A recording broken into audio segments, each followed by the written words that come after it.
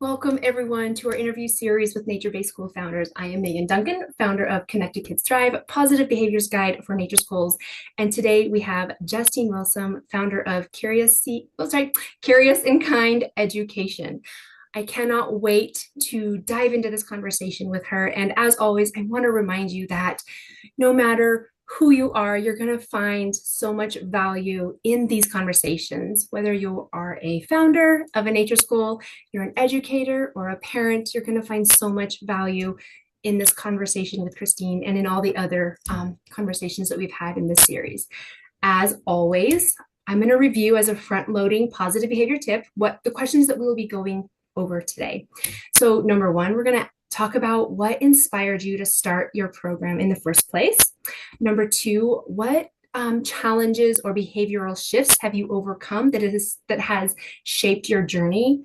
Number three, what nugget of wisdom can you share that you wish you would have known earlier in your journey? And then number four, what wish do you have for our audience today? And so, with that, please introduce yourself and we will dig in. Yeah, thanks so much for having me. I love these conversations because we get to learn from each other and inspire each other along the way. My name's Justine Wilson, and I founded Curious and Kind Education 3 years ago after serving in public and private schools as a teacher and a literacy coach and a building principal. At my last job at in a school, I was a principal of a pre-K through 5 with 750 kids, and COVID gave me permission to really just reevaluate everything. And I had started my journey as an educator, not wanting to be a traditional educator. And over the 20 years, I think I just like succumbed to some like strange pressures, and I was finding that I wasn't in line with myself anymore. And so, as COVID shifted lots of our perspectives, I was like making schedules for kids, for 750 kids, not for individual kids. And I was just out of my head and my heart were out of line. So I took the opportunity to really reflect on how I saw myself, how I saw kids, how I saw families, and stepped away from conventional schooling to really be able to come up with what I wanted to offer in the world and be really genuinely who I am. And out came Curious and Kind. So we serve 100 kids across 3 programs, from the tiny ones with the caregiver program, where they come and play in nature with their parents, and then through our forest school program for kids 5 through 12, and then a teen program, kids 13 to 18. And then we have summer camps as well, for all kinds of schoolers. But during the school year, we serve homeschoolers, and they come part-time. So 1, 2, or 3 days a week, to enjoy self-directed learning in our forest school setting. So that's a little bit about me and our program. But it's definitely been an amazing journey. And, you know, along the way as a teacher, I'd say, oh, I'd like to open my own school one day, or, oh, wouldn't that be fun? Or, joking with a colleague, but like, here I am, like, I've actually done it, and it's incredible. And I would never go back and do it any other way. But everything I learned in those 20 years as an educator and an educational leader, has definitely gone in to Curious and Kind, and it's made the program what it is. So I'm happy to have had that entire journey, um, behind me, and just keeping growing and learning and building from that.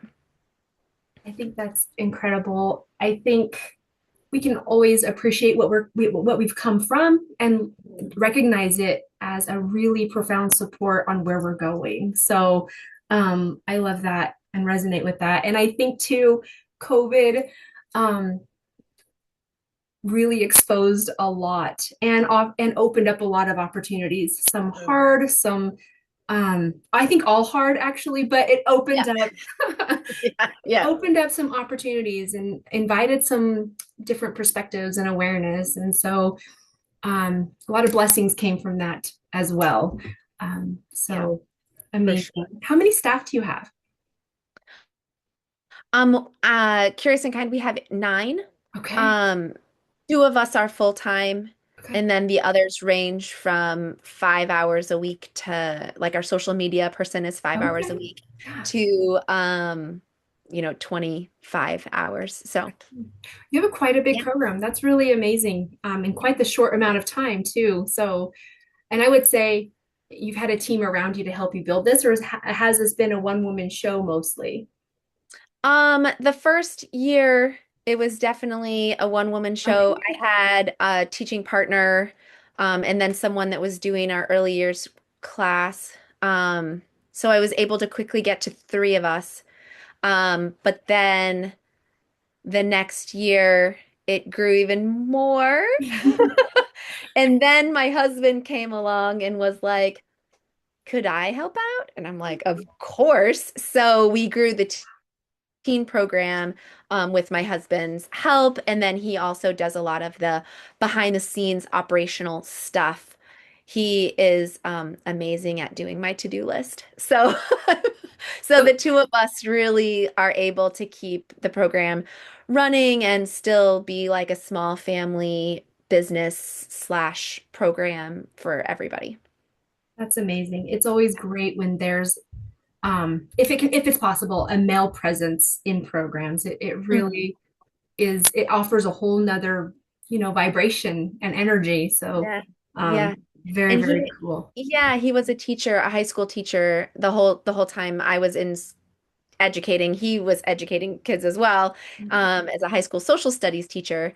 Okay. Um, but he was done with the commutes Uh, and maybe done with some bureaucracy as well. So he was like, let me just try this and support you and see where we go. So it's been great. that's amazing. Um, okay. Thank you for sharing that. What moving on to the next question. What challenge or behavioral shift have you overcome that has really been profound in shaping your journey?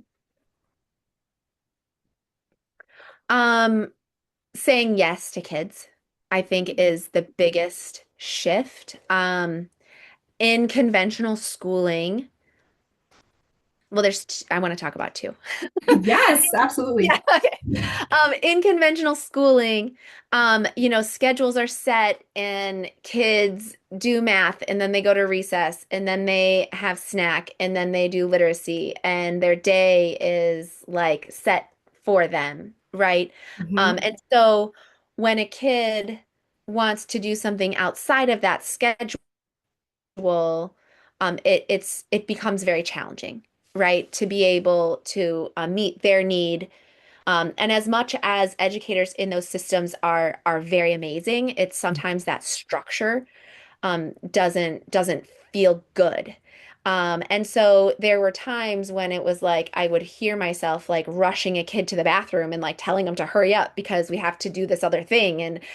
And so now in this context, in a self-directed for a school setting, we get to say yes to kids like all day long. Like there's very little that we say no to. And when it is a no, it's most of the time it's because like if a kid one day they said, I'd really like to make pizzas on the fire. And I'm like, well, it's not a no, it's just a I don't have the supplies today. Like we don't have any mozzarella cheese, or and sauce. Like so let's make a list Yes. together of what supplies you need so that the next time you're on campus, we'll make sure to make pizzas on the fire together. So even the craziest one that a kid's like, let's make a zip line across campus. And I don't have to meet that with a no. I meet that Yes. with a like, huh, how could we do that? You Yes. know? Yeah. And so it's just so that's definitely one big shift that has been amazing. And the other one is allowing for conflict. Mm. Um, so when I was in conventional schooling, this is a huge shift as well because, like I said, the routine and the schedule and all of those things, there's just not like time. And so a lot of times people talk about behavior management, Mhm. and it's basically avoidance of conflict so that you can accomplish these other sorts of goals, right? That you may have that are either the teachers or the districts or the states or whatever Mhm. standards. And now in Curious and Kind, in self-directed education and a lot of nature-based programs, I'm sure lots of people listening will understand that conflict arises. And instead of squashing it or managing it or shifting or deterring or like, look over here, squirrel, like we really make space for that. We don't distract anyone from it. We like rather focus in on it. And when there is conflict, that's when we can learn the most about ourselves and others. And so we really take that very seriously Mhm. and those experiences for kids are what's shaping them as humans. And as we also know, and I'm sure lots of your listeners know too, that nature is so regulating that it just allows space for that as well. I mean, we regulate with kids often, but the breeze and the bird song, it helps as well, you know. So Um, yeah, those are definitely the two biggest shifts that and I would say I've experienced in my journey. was it was there resistance to that at first, that being able to say yes? Or was it an immediate relief of finally I can say yes? Or you figured out Yeah. how to say yes more of the time? And same with Um, conflict. Was there yeah, an immediate recognition that finally I can do this? Or did that evolve over time too? Of, oh, wow, I need to lean into this because this is so incredibly valuable for them. right. Yeah, I think that's kind of how I developed myself as a teacher over time in the system, in the confines of conventional education. Um, but in designing curious and kind education, I got to set all of the rules, right? Like I'm not in a district or Right. to state regulations or standards, and I've designed it that way so that we can say yes. So like I would say I started my journey as like in learning a steep learning curve on like how to be with 20 children, right? As a first year teacher, I found Love and Logic as the basis, and I became a facilitator for Love and Logic and trained hundreds of parents and teachers along my journey. And I still train people on the Love and Logic approach, which is like positive psychology, gentle parenting, those types of things. Um, and I still love that. However, I like to go a little bit further than just say we're a Love and Logic school because or a Love and Logic environment because we're also self-directed and we're also nature-based and Yeah. those all just fit so beautifully together that um, we can support kids in saying yes and having conflict. And Mhm. that's what our curriculum is. It's an emergent curriculum. So whatever comes up is what we do, you know. Thank you for sharing that. For me, I didn't like what I saw, so I started my own program, but I didn't know what to do different. And so I was repeating some of the same stuff that I Mm, didn't love. And then I found my guides, nature-based educators, play-based educators, like, yeah. oh. And then I was able to finally shift my journey also. So Yeah, now that you say that, I did leave out a piece. There, I took 2 years off mm, from conventional education. So I was a building principal, and then there was a gap of 2 years mm, where I was creating, I was reflecting. I took a year-long mentorship course. I mm, found forest schooling. I found self-directed education. I was like finding my people, right? And like trying different things on while I was working for a university online for income. Mhm. then I was able to like launch, I feel Yeah. like with my eyes wide open. The Mm. one thing I didn't know was how big the need was and how many neurodivergent kids I would be serving. So like those were two things that I didn't know. And school choice in Florida was exploding at the exact time I was launching. Mm. And I didn't know that either. So there were definitely things I didn't realize along the way that like I'm super happy to be serving neurodivergent kids. I just Mhm. didn't realize, that I would maybe have so many to serve or that the population was so desperate for something like this. Yes. You know? And so there's been a few things along the way, but that 2 years where I really took time to like find myself was such a gift, That for re sure, that before reflection launching. period for sure. Yeah. Um, Circling back to saying yes, from a positive behavior standpoint, I'm always looking for patterns in my conversations, in the education that I provide, is the patterns of belonging and significance. Yeah. And so when we can say yes to a child, and like you said, maybe not a now yes, but yes, let's figure out how to make that happen. The zip line, the pizza, whatever it is, then we can get into problem solving, which is also connecting. Um, but yeah, saying yes to a kiddo lets them know that, and this is just for our audience out there listening, um, that their voices matter. We want to team with them and make, whatever they're thinking Mhm. come true to a big Mhm. degree, that they matter, their voices matter. And so that right there, thinking of behavior is such a contributor to positive behavior, to a child feeling Mhm. capable and filled up, and the adult feeling filled up. Yeah. And so it's just this positive circle of trust and connection that happens, all from leaning into the yes. Yeah, exactly. And um I'm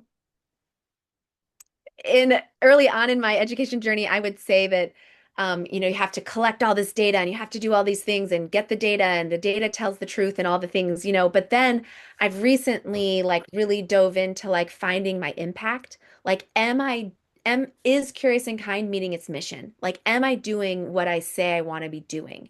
Right? Like are kids having an increased sense of belonging?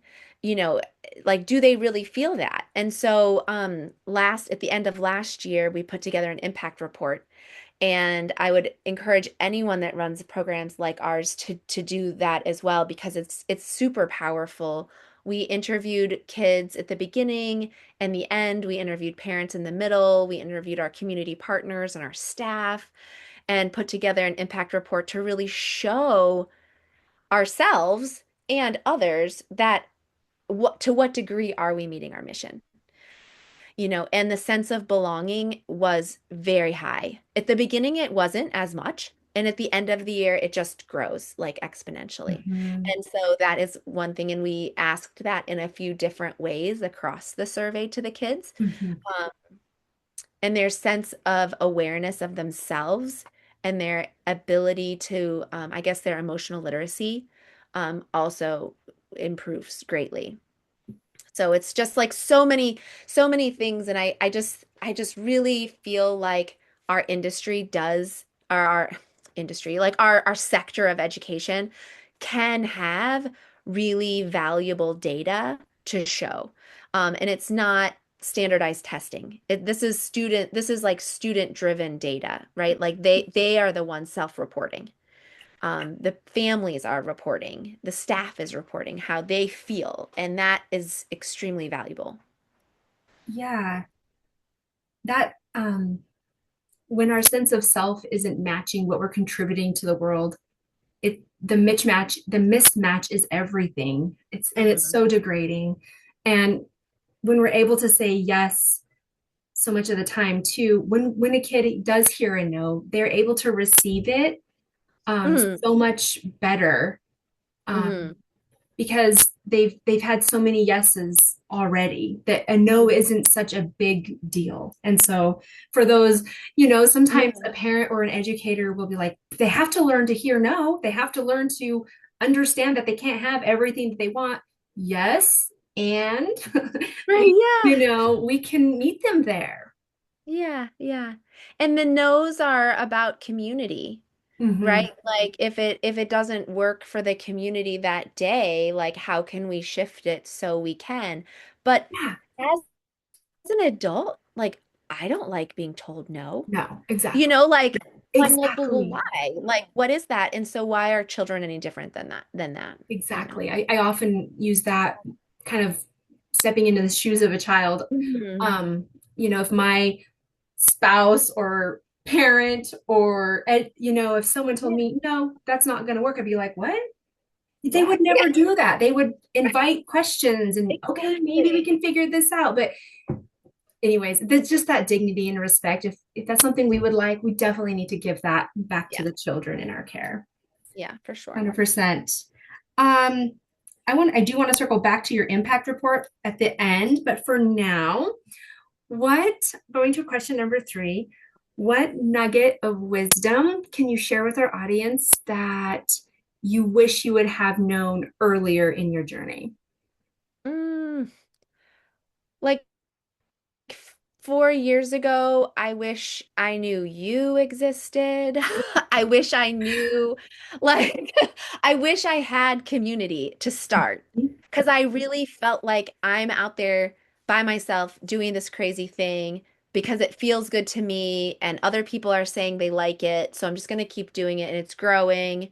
And I'm doing it with like intention, Mhm. right? Like I opened with a lot of intention, but I just didn't realize there was a micro school movement. I didn't realize there was a nature school movement. I knew there was maybe in Scandinavia forest schools, Right, right. like forest kindergartens. And then I didn't know anyone was doing this type of work with older kids because I just thought like, oh, nature-based schools are preschools. Right. And so I was like, but I think everyone should have the opportunity to play, Yes. not just preschoolers, right? And so I just grew it based on what I thought, and it turns out there are lots of us out there. Yeah. And I just wish that I knew that earlier. Because community is everything and nobody needs to do this alone. Because you do feel like a crazy person and you do make mistakes along the way that could be averted or Yeah. um, whatever. So I think that's like the one of the biggest nuggets is just like find your people and and Yes. go for it, you know. I can resonate with that so much. I remember when I had my little school and I had to shut it down because we moved, but um I felt it was this weird contrast of I felt like I was doing such amazing work with the kiddos and the parents, and it was so lonely. I was like, how is Yeah. this possible? Like, this is the most beautiful work, and it's so incredible lonely. So I thank you for bringing that up. I am putting together a program called Choose Your Guide, and it's for people who are interested in starting their programs to come to my recommendation page, and they can see what other types of programs are being offered, whether it's more Montessori or Waldorf or Reggio Emilia or strictly whatever kind of Yeah, so that people can find their guide so they don't have to do it alone. And right. so That will be such a help because yeah. there's Naturally Kate also puts a list together Okay. of schools. But again, like I didn't find that until much later. And Yeah. I was like, oh wait, I should be on that list. Oh Yeah. wait, look at how many other people are on this list. Yes. But hers is just really nature-based schools. But I think that anyone that wants to open any program needs to connect with their heart, right? And really what they want to put out there and find because there are all of the things you've listed, right? Like Yes. they're all out there. Yeah. Yeah. um Very, very cool. I'm very, very excited about that. And Yeah. it sounds like you have definitely found your community, which is Yeah. incredible. Well, I've made it here Mhm. in Sarasota, and then just linking out to the outside world. I've been finding networks and communities and in places like that as well, and it's helped so much. And then speaking of community, I can't ever talk about community without talking or bringing to light the importance of providing parents community. Mm, And some schools do that to a bigger degree than others, with, very intentionally giving parents, friendships and a true community that they can kind of mm, count on and lean into. Um, and yeah, I think that's so, so important. And I think that's a missing piece in mm, general education. And I'm inviting, all nature schools and that are doing this work to think about whatever they're providing for parents right now, how can we like up level that just a little bit? mm. Because we're in a really weird time with screens and isolation, and parents need community just as much as founders need their community and Yeah, staff, but parents, what yeah. are your thoughts It's on that? it's really true. I think that it's a win-win for everybody Mm, when yeah, we do create that community because we have a back to school party, we have a yeah. lantern walk, we have 4 free community events in the spring that our nonprofit hosts. We have an end of the year party. We have a camp out um, in the middle of the year. I'm trying to think. I should actually have like a list of these, but this is like Yeah. it does 2 things. One, it brings the families together in an informal way. Oh, we had like hot cocoa bar in the morning, parent coffee kind Mhm. of thing Love it. right before holidays. But it brings the community, the parents together in informal ways so they're not feeling alone. And we serve homeschooling families, so Mhm. sometimes they can feel that way. Yeah. Um, and then the other part is that it builds trust, right?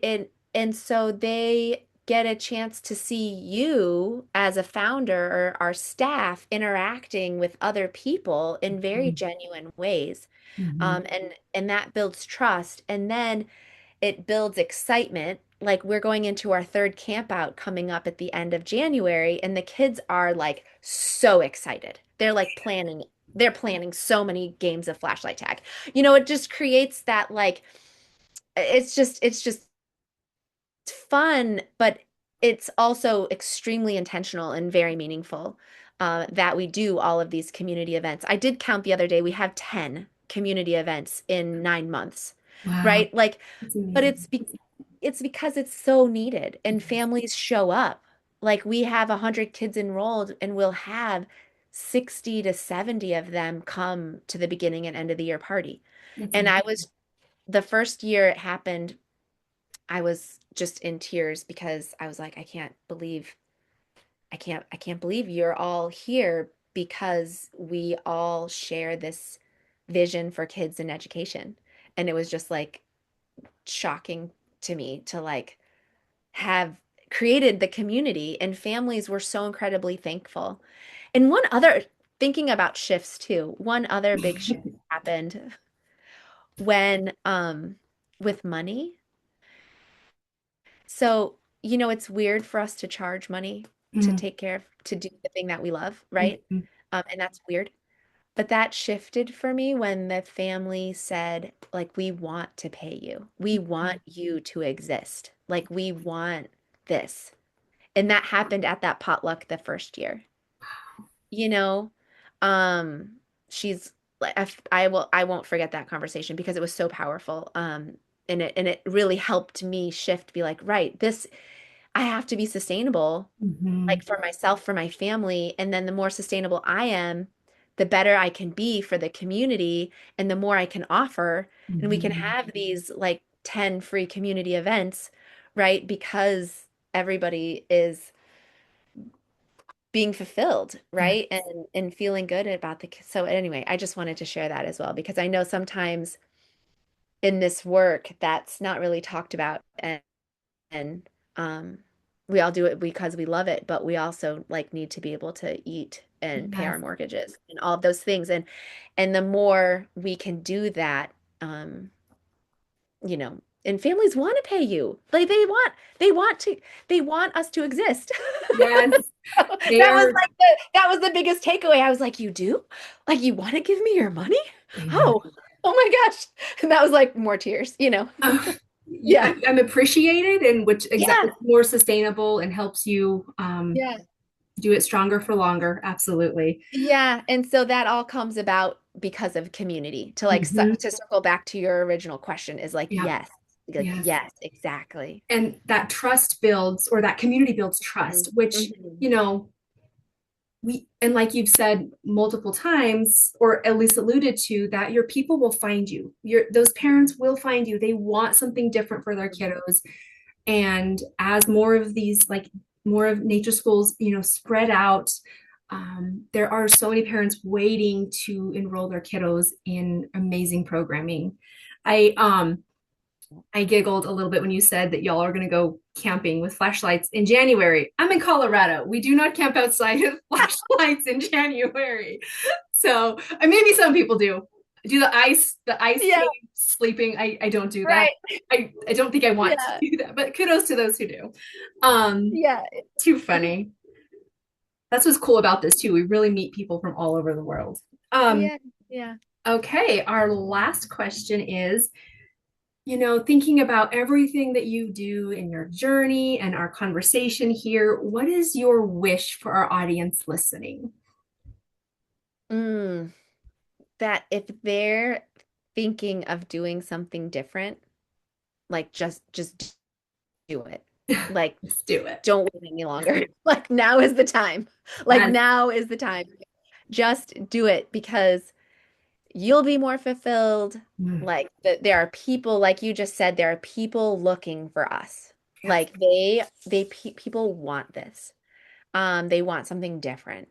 So I think like whatever barrier or obstacles you see, chances are you've put them up yourself, right? And so like just keep thinking like how do you overcome that, right? Like I can't find a location.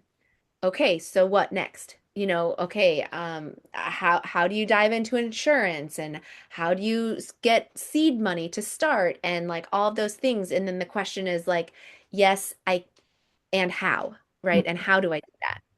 Yep. Instead of just like being paralyzed by that, by those barriers, Hmm. because it is hard. It's not it's not easy, and it's definitely takes a lot of tenacity, maybe some scrappiness at first, to get going. But the journey is really an incredible one, and I think that people need to know that they're enough as well. Like Yeah. you, if you're thinking about doing it, like you are the person to do it. Yes. Right. I was on a walk with someone the other day and she was like, education system's just not working for my son. And she's a teacher and she's like, and I don't know what to do. I don't know who's, like, I don't know who's going to fix the education system. And I just like held her arm and I just looked at her in the face and I was like, we are like, Hmm. we are going to fix it. Like you and me and everyone else who has that same question. Like it is up to us Hmm. to, solve the problems in Yep. education because we can and we know kids and our heart's in it and we have the experience to do it. Yes. So just please do Yeah. it. I often say we have two choices.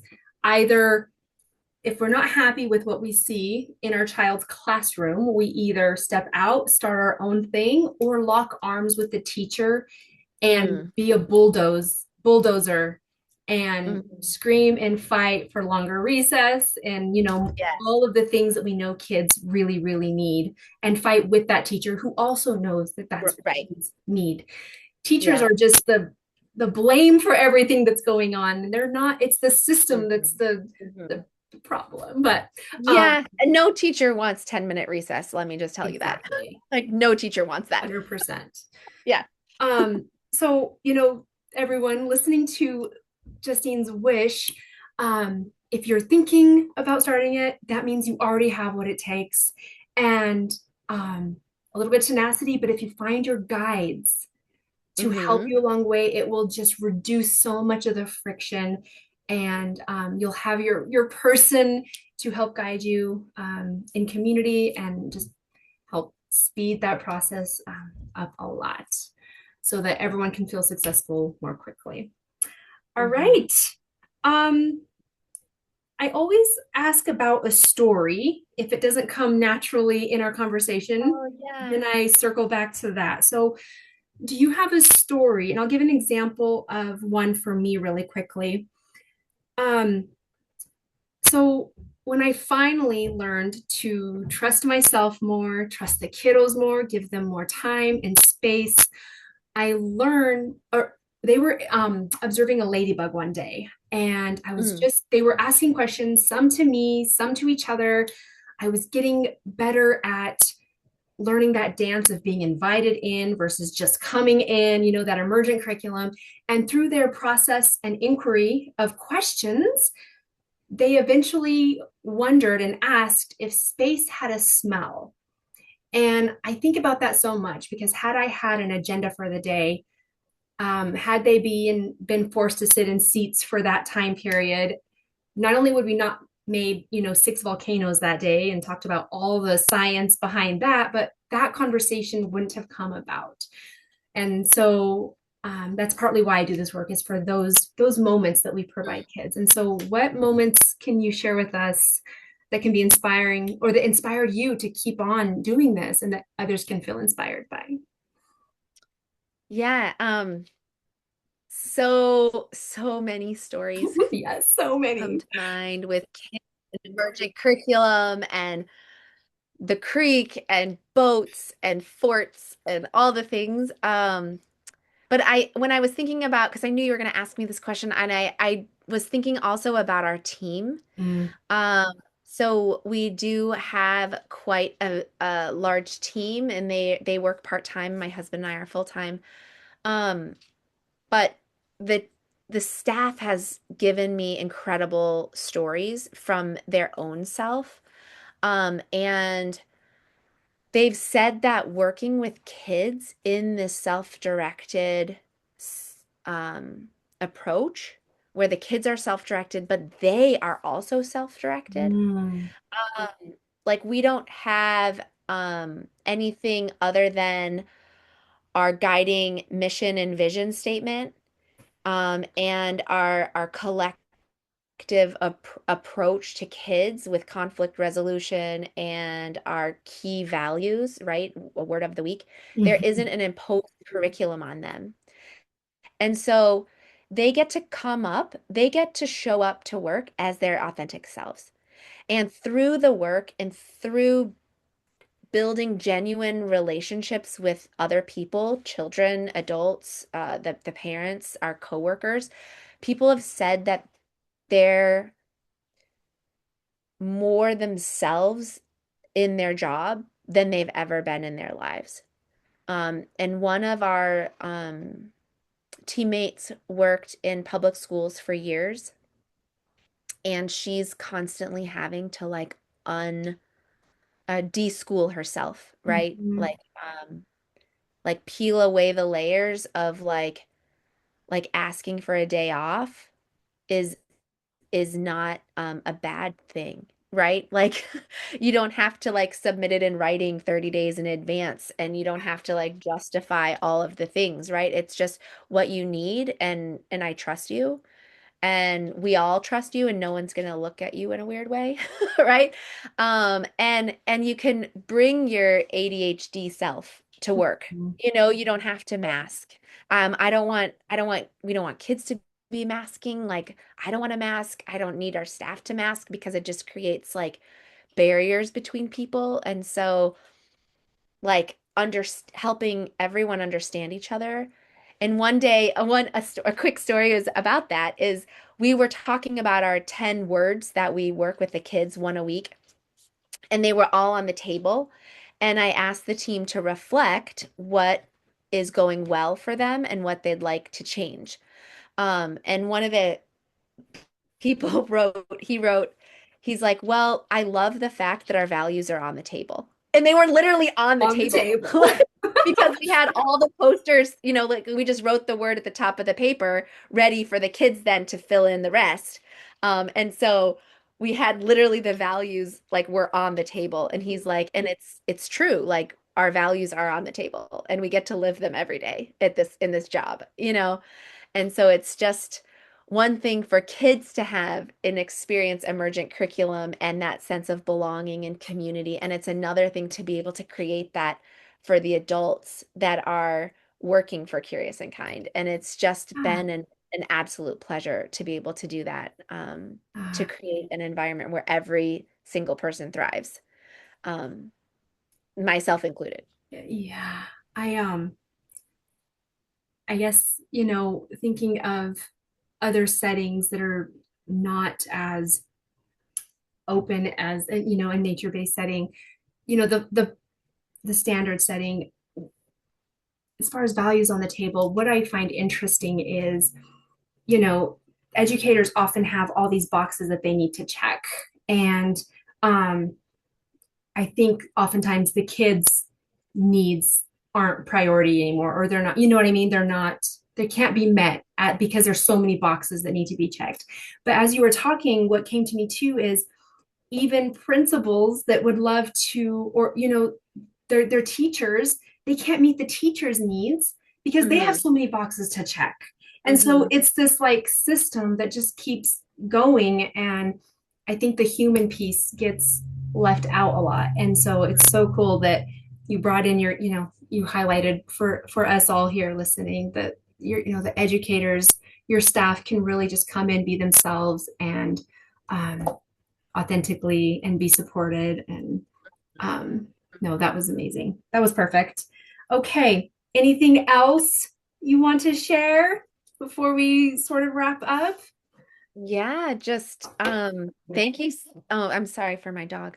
Oh, Thank you so much for having this series. I think it's incredibly inspiring and I hope that other people really we'll all learn from each other yeah. and be able to continue to diversify the educational ecosystem for kids Yeah. and families.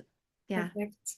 And so, how can people reach out to you? Yeah. Yeah, so our Instagram and Facebook is the same, Curious and Kind Education. Um, and our website is the same, curiousandkind.org. So it's pretty easy. Okay. You'll find us. But yeah, reach out. We're launching, our staff is launching the Curious and Kind Way for adults and for other founders. We have already some modules up on our PayHip store Okay. for people for there's free options just to follow along in a weekly email. There's a starter guide, there's paid modules all the way up, but then, you know, it's also for parents that are struggling Mhm. too, like, well, how do you do this with 20 kids and I can't even do this with my own two, Yep. you know? Yeah. So this approach, the self-directed education, nature-based, nature immersive approach works. Mhm. For families too. So I hope Yeah. that they can get some value out of it. But through our Instagram, our Facebook, our website, people can find us very easily. Amazing. And I encourage everyone to look them up, like, love, follow them, boost everything that she's doing because it's so important and it's so meaningful to our community and our world. And so thank you for that. And for those who are interested in behavior, that's how I help nature schools and families. I really help the teams deepen their understanding of behavior so they can, number one, recognize and understand their own behavior, and also, understand the children's behavior so they can meet the children from a needs-based perspective, so that the school can continue to look like what the founder envisioned in the first place. Because when that understanding isn't there, when those approaches aren't there, then it doesn't quite look like what we envisioned it to be in the first place. Mhm. um, and so with that, I will post our links below. And we appreciate you being here, no matter who you are and how you serve kiddos. Leave a comment And if you're interested in, if you're a founder and you're interested in your own story being shared, let me know. This is a collective, and all of our stories matter so much in inspiring others. And so, thank you for being here. And with that, Yeah. yeah, we'll say goodbye. All right. Thanks, Thank Megan. you, everyone. Goodbye. Bye.